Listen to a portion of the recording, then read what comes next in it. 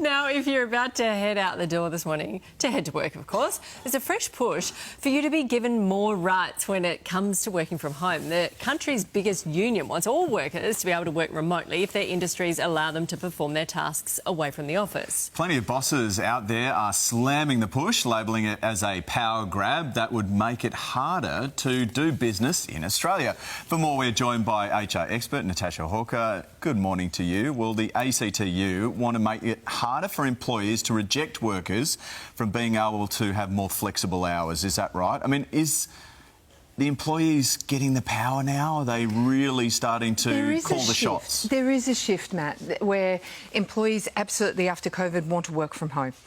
It's very hard to put that genie back in the bottle after they've worked from home, and that's what they're wanting. And those organisations that offer that flexibility, they can attract and retain the best talent. OK, there's also this plan to scrap the traditional 9-to-5 workday.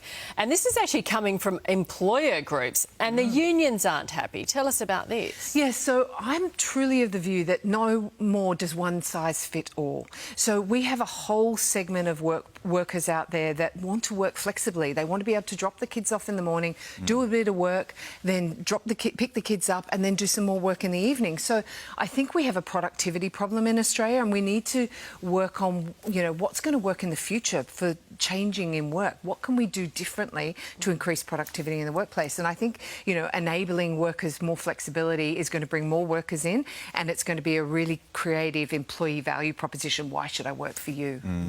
I was at the park the other day, and you see some parents on their phones, and you're kind of like, initially you're like, oh, get off your phone and play with your kid, which makes sense. But they may be working. I mean, they may be answering emails, and the fact that they're there and able to have lunch with their kids, they still have to work in between. It's a good thing. You talk about productivity. Where does it sit on productivity? Is it good? Is it bad? Well, I think it is excellent, because I think we are attracting more people into the workforce who may otherwise opt out. So in my business, we say to our people, what hours would you like to work? And then we create a portfolio of clients around that. And I think where people are working in environments that support and encourage them to do their best work, you're going to get greater productivity out of them.